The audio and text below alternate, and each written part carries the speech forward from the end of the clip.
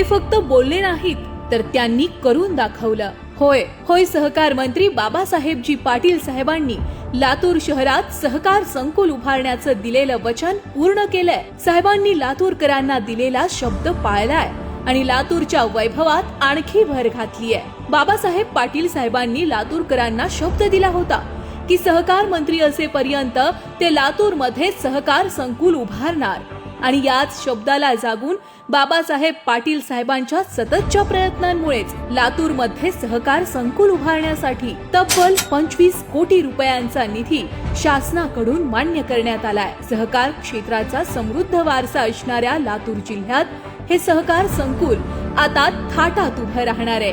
हा क्षण लातूरकरांसाठी अभिमानाचा आहे. होऊ घातलेल्या या सहकार संकुलामुळे जिल्ह्यातील 11 सहकारी प्रादेशिक कार्यालये एकाच छताखाली येणार आहेत. यामुळे सहकार विभागाशी संबंधित सर्वसामान्य जनतेच्या समस्या आता लवकरात लवकर सोडवता येतील. बाबासाहेब पाटील साहेब, तुमचा आम्हा लातूरकरांना अभिमान आहे. अभिमान आहे आम्हाला आमच्या नेत्याचा. आमचा नेता दिलेला शब्द पूर्ण करतो याचा.